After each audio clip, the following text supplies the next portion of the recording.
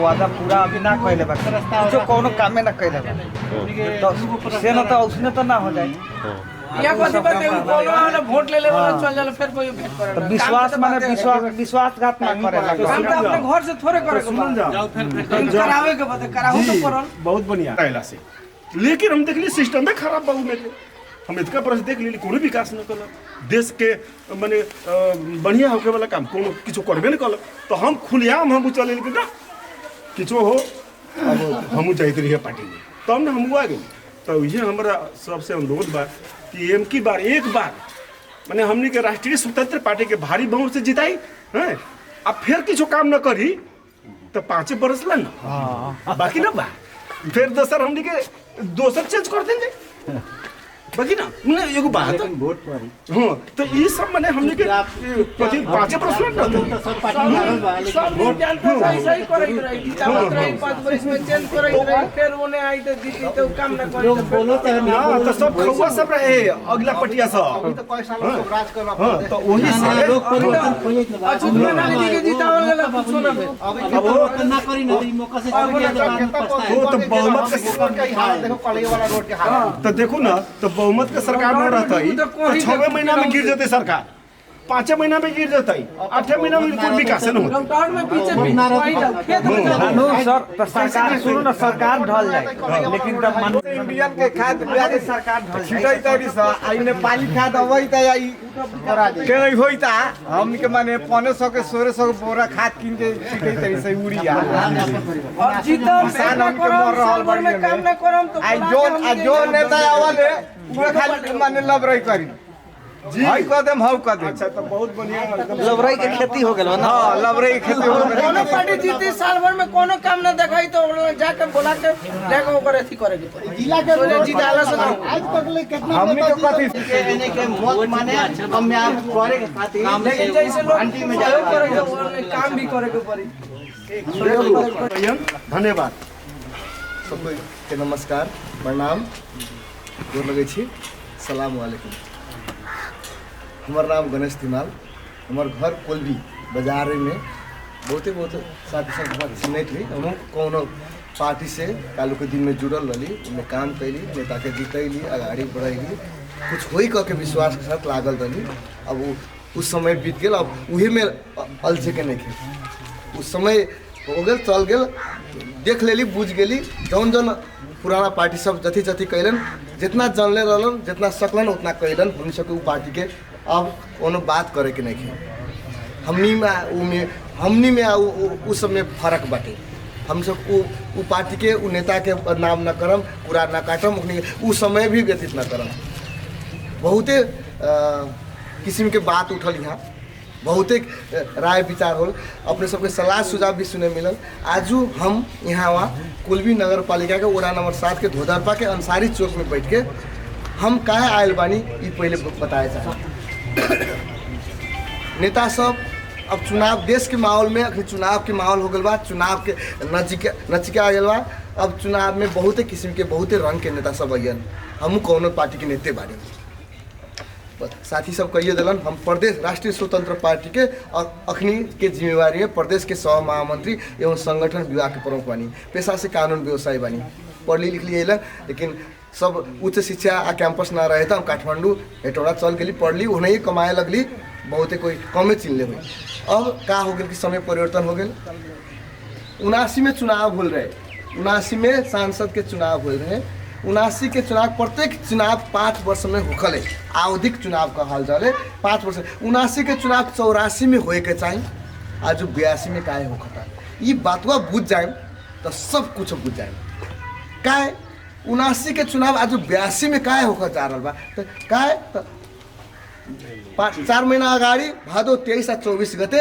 Gen Z युवा सब एगो ऐसा आंदोलन कैलन युवा सब ओकनी के आंदोलन के एउटे मकसद रहे व्यथितीय भ्रष्टाचार बहुत ज़्यादा से ज़्यादा हो गए गरीबी शोषण अत्याचार आ रोजगार कौनो कुछ हैले नहीं खे। लेकिन इस नेता सब खाली सिंडिकेट बना के कहियो कांग्रेस कहियो कम्युनिस्ट कहियो एमाले सब खाली सिंडिकेट बना के अपन पार्टी के नेता के अपन पार्टी के कार्यकर्ता के भजा के हमनी के युवा सबके विदेश जाके पड़ता। रोजगारी के अवस्था नहीं खे। बेथिती भ्रष्टाचार मालपोत के बातों उठल रहे।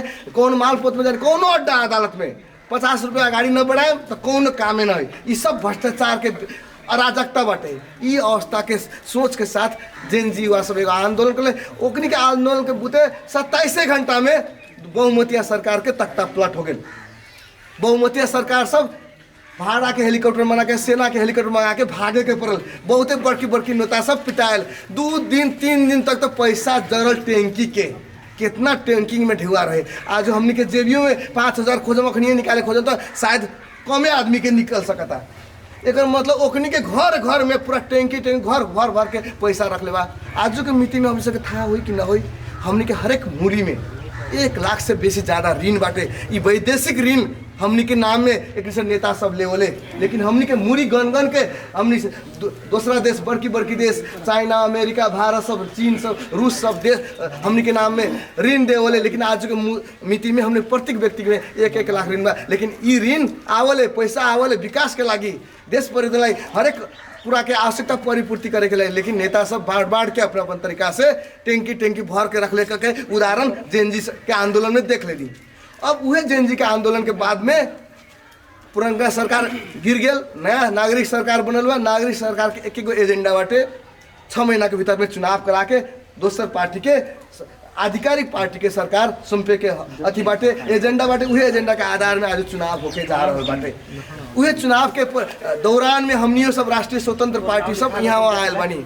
आजो हम वोट मांगे ना आयल बनी। हम आजो का आयल बनी दोसर पार्टी हमनी पार्टी भर। आजो हमारा रबिया बालन जी 12 सितंबर के प्रतिनिधि के रूप में पठाए चाहता रहन तो पहले हमरा समझ में आए के चाहिए हमर सिमरनगढ़ में का जरूरी बा, हमर निजगढ़ में का जरूरी बा, हमर कोलबी के धोदरपा में का जरूरी बा, का आवश्यकता बा, जनता के समस्या का बा। जब तक हम न बुझम तब तक विकास करे न सकम। कानून में कथी जटिलता बाटे, कानून में कथी परिवर्तन करे। आज उहे ला यहाँ बोलावल गेल है। ये अपने सबके राय सलाह सुनिए, किसान के समस्या सुनली, मल खाद के समस्या सुनली। अब ये तो हमारा जानकारी भेल ना ये आवाज़ कौन तरीका से संबोधन कैला से केंद्र लेवल से कौन तरीका से कानून बनाला का बाद में जौन 800 में मिले वाला खाद 1600 में किने के पड़ता वो नहीं के मिले। ओडा आदत से सिफारिश लेवे के पड़ता 4 घंटा लाइन बैठे के पड़ता। ये आवत समस्या सिंचाई के समस्या बाटे, रोजगार युवा सबके रोजगारी के समस्या बाटे। इस सब समस्या हम देखता नहीं नज़र से अपन नज़र से देखता नहीं अपने के माध्यम से अपने सबके जमा करके ये 2 रुपया के समस्या का निजगढ़ के चूरे फेदी के समस्या का बा, सिमरनगढ़ में का जरूरी बाटे, आदर्श कोतवाल में का जरूरी बा। हम प्रतिनिधि बानी तो हमार फर्ज बनला। हम कैसे पार्टी के तरफ एक गार्जियन की भूमिका निर्वाह करे जाते। हम खाली सांसद बन के 60,000 भत्ता कमाएला 60,000 भत्ता के जागीर खाएला हम अपने सबके आंगन में ये हमरा जिता के पठाव करके वो आग्रह करे के लगी ना आयल बनी। हमरा 60,000 के जरूरी नहीं है। हम तखनिए कहलिए हमारा साथी भी कह दिल हमारे पेशा से हम कानून पेशा रहे। आज एगो काला करिया कोट लगाएम एगो झोरा लेके बैठे अदालत का गाड़ी तो दिन में 10,000 कमा सकिले, महीना में 2-3 लाख कमा के हमरा कोनो अथी नहीं है। लेकिन आज के मीटिंग में हम अकेले बनला से ना हो। हम अकेले बन सके तनी हमारे परिवार बन सके, लेकिन हर एक युवा बने के पड़ी, हर एक जगह के जनता बने के पड़ी, देश बने के पड़ी। उस सोच के साथ हमनी सब जैसन पढ़ल लिखल डॉक्टर इंजीनियर वकील विभिन्न विषय में विभिन्न समाज में छुट्टे पहचान बनाए आदमी सब विभिन्न जाति समुदाय के आदमी सब ई पार्टी में जुड़ल बारन। काहे अब व्यक्ति बनला से ना हो। जब तकला देश ना बनी, जब तक जगह न बनी, समाज में परिवर्तन तब तक कुछ परिवर्तन ना हो। आज कौनो युवा सब शायद बहुते युवा सब विदेश जाके आयल हो। हमनी के पासपोर्ट दिखाएम ना अथी एयरपोर्ट में वो पूरा पलटते रहे हेने देखी होने देखी हेने तो क्या ओकरे के हमनी के पासपोर्ट में विश्वास नहीं है। हमनी के राष्ट्रीयता गिरल बाटे, हमनी के राष्ट्रीयता के डोमिनेट करेले। लेकिन उहे पासपोर्ट दोसर देश के नागरिक के अमेरिका के रही भारत के रही उच्च सम्मान से जाऊ सर तक जल्दी रेस्पॉन्स करेले। का हमनी के राष्ट्रीयता गिर गेल बाटे, हमनी के राष्ट्रीयता के एक से बेच दिल बाटे। उहे खतीरा अब राष्ट्रीयता के उच्च करे के लागी कानून में कौन कौन बात के कमी बाटे, कौन लैप्सेस बाटे, इस सब समस्या समाधान करे के लागि, किसान के समस्या बुझे के लागि, शिक्षा में कौन तरीका के जरूरी बाटे, स्वास्थ्य में कौन तरीका के सहजीकरण करे, हमनी के कानून में लिखाल बा निःशुल्क शिक्षा, निःशुल्क स्वास्थ्य शिक्षा, स्वास्थ्य निःशुल्क शिक्षा, घास बाँस कपास के लिखाल बाटे, लेकिन कोनो कुछ के व्यवस्था नहीं के। आज के मिति में हमनी के पार्टी के नेता आदरणीय नेता बालेंद्र शाह के नाम गर्व से ले सिका है। बालेंद्र शाह कहाँ रहे? इससे पहले 6 गते नॉमिनेशन से पहले उससे खाली एगो काठमांडू महानगरपालिका के मेयर रहे। वो मेयर से अगाड़ी का रहे, एगो इंजीनियर रहे, एगो रैपर रहे, क्यों ना जानते रहे।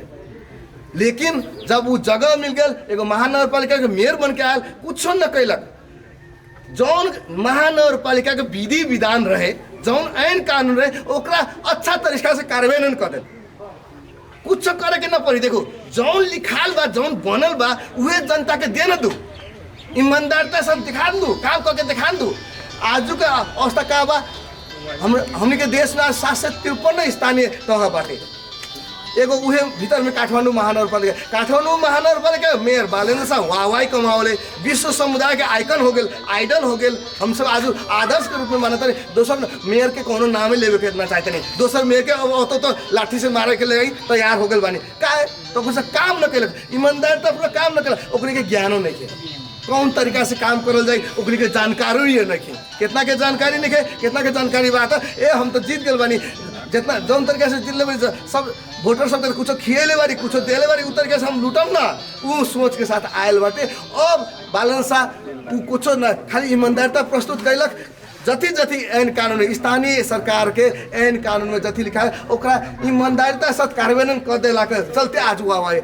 वही बालेंद्र जी के नेतृत्व में, मधेश के बेटा के नेतृत्व में अब होए वाला फागुन 21 गते चुनाव में हमनी के राष्ट्रीय स्वतंत्र पार्टी अगाड़ी बढ़े रही। आज के मिति में हम ये भी वादा करम, अगर चुनाव होइत न बालेंद्र शाह हमनी के पार्टी नहीं हो तो इस देश में 32 सीट 33 सीट वाला आदमी भी प्रधानमंत्री होए वाला जगह बाटे। इस देश आज के मिति में बालेंद्र शाह नहीं आए तो हमनी को बेसी सीट आज के दिन में 21 को सीट रहे, 50 को तो हमनी को हुई थी ना। रवि लाल के प्रधानमंत्री का रुपये अगाड़ी 60 सकती ना, लेकिन तब भी हमनी सब का सोचली, हमनी सब जब तक ला मधेश के अगाड़ी न बढ़ाए, आज के मिति में सबसे शक्तिवान कौन क्रांति के अग्र पंक्ति में बाटे तो मधेश बाटे, मधेसी जनता बाटे, सीमा के रक्षा करे वाला मधेसी बाटे। एक नहीं सबके हक नहीं के मिलल, अधिकार नहीं के मिलल। पटक पटक वोट के समय में एक मधेश के नाम में, मधेश के नाम भजिया के, मधेश के मसीहा सब लुटल बाटे। अब मधेश के अच्छा बेटा के अगाड़ी बढ़ा के हमनी के ये देश के नेतृत्व करे के चाहे के पड़ी, अगाड़ी बढ़ा के पड़ी। उस सोच के साथ हमनी के रवि लाल जी मधेश के बेटा के अगाड़ी बढ़ा के प्रधानमंत्री घोषणा करके हम सब चुनाव के दौरान में आल बनी। की सोचल जाते मत परिवर्तन करे चलते आ देश के उभार बाटे, देश खोजता थे मधेश के बेटा के, मधेश के बेटा नकम बालेंद्र शाह देश के बेटा हो गए बाटे। वो चुनावी दौरान में आरन समय मिली तो हमनी सब ये जगह में ले आके प्रयास करता नहीं। रवि जी बालेंद्र जी के एवटे उद्देश्य बाटे, हमनी के कौन ओखनी सबसे हमसे बहुते किस्म के फर्क बानी, बहुते किस्म के फर्क बा। काम के दौरान में, काम करे वाला तरीका में बहुत प्रश्न उठा। आज जो जीत जाए तो अपने फिर वही तरीका पूरन के नेता जैसा हो कि ना हो, कौन गारंटी बाटे।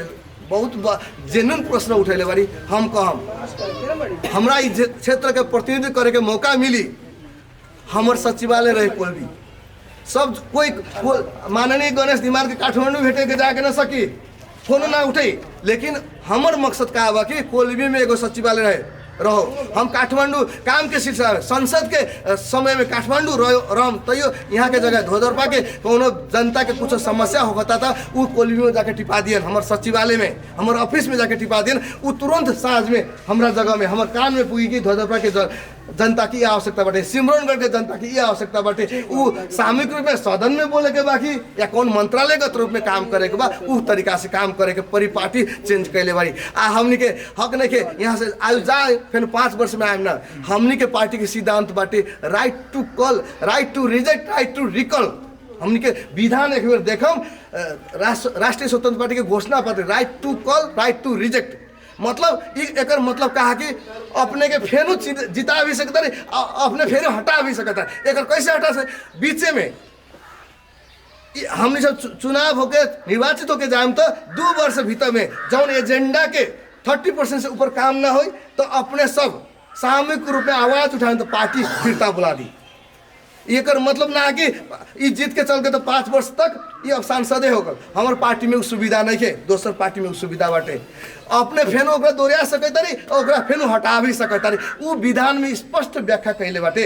ये बुझे वाला बाटे विधान न पढ़ला के चलते यावत प्रश्न उठ रहा बा अपने भुलाए के हमने के छूटने के पार्टी वालन से अपने टाइट आदमी रवि लामिछा ने अपने टाइट आदमी अब बहुत जाति समीकरण के बहुत जाति समुदाय बहुत धार्मिक समुदाय के सभी के अपनत्व हो। जैसे हमने मुस्लिम समुदाय से 5 गो आदमी अभी भी समानुपात प्रत्यक्ष में 4 कोई मुस्लिम समुदाय से प्रत्यक्ष लड़ल बन बांके बर्दिया से 6 कोई समानुपातिक में हम सब रखले बानी मुस्लिम समुदाय के सांसद हो।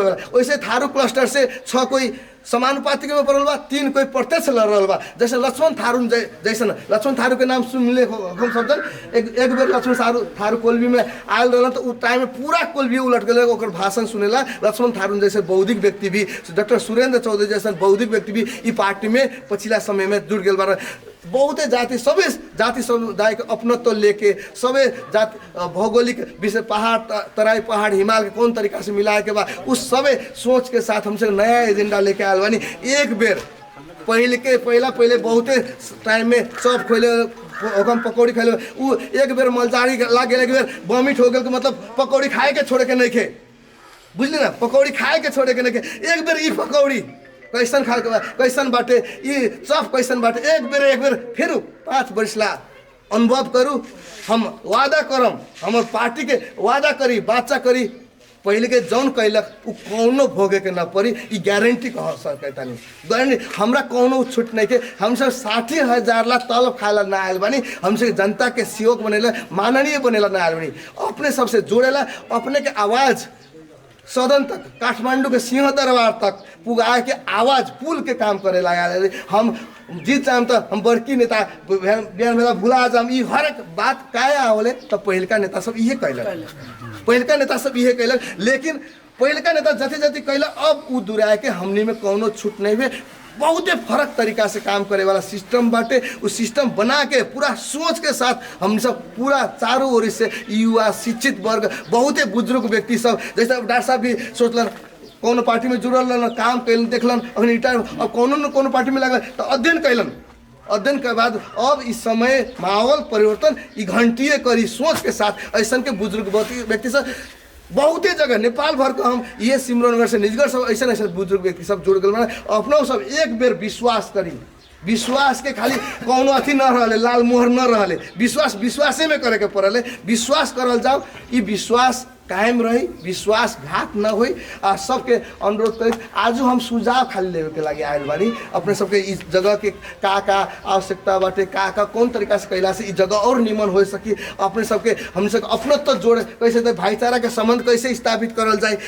विभिन्न देखो ये वार्ड नंबर 7 में मुस्लिम समुदाय बा ये वार्ड नंबर 7 में थारू समुदाय बा ये वार्ड नंबर 7 में मधेसी समुदाय के एकदम साझा फुलबारी के रूप में ये भाईचारा के संबंध कौन और बढ़िया कौन तरीका से करल जाए मिल के बैठल जाए कैसे अपन जगह के अपन ठाव के कौन तरीका से विकास कर वो एजेंडा हमनी सब लग बाटे वो पूरा तरीका से लागल जाए। पहले जिता के खाली बालन जी के जिता के न हो खाली क्षेत्र 5 से झापा क्षेत्र 5 से बालन जी जितला से ना हो सभ्य के सबे कैसे ओकरा काम करे के लागी कानून बदले के लागी बहुमत 2/3 सरकार के जरूरी बाटे। सबे में घंटी में वोट देके प्रतिनिधि अपन क्षेत्र से प्रतिनिधि जिता के पठाएं तो जरूर बनी।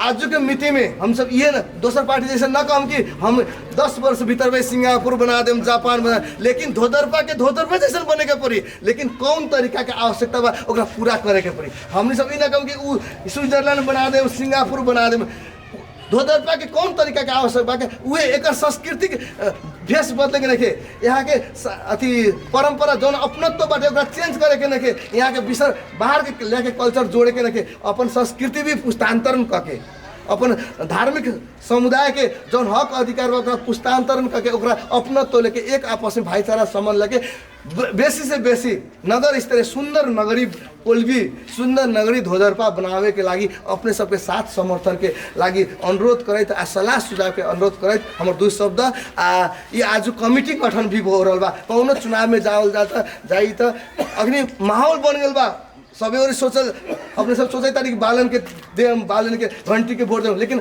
उहो में एगो निर्वाचन परिचालन समिति चुनाव कमिटी बन जाई तो और व्यवस्थित रही कह के आज एगो कमिटी बन रहा बा राजू जी लगायत व्यक्ति के इस सभी के हम एक मुश्त बधाई शुभकामना हमनी के टीम में आयल बानी अपने सबके स्वागत हृदय से करतानी आ सबे जन मिल के इस जगह बदले के पड़ी सबे जन केंद्र में रवि बालन बाटे अब 12 क्षेत्र में रवि या बालन हम इस जगह में एक सब जन जन युवा आगे लागल ई रवि या बालन हम बानी इस जगह के सोच के आगे बढ़े के पड़ल हमने सब जगह के अपने अपने रवि या बालन बन के देश अपन जगह बदलाव के लागी अभियान आ साथ सहयोग दियो ये अनुरोध करैत हम दू शब्द धन्यवाद जय घंटी।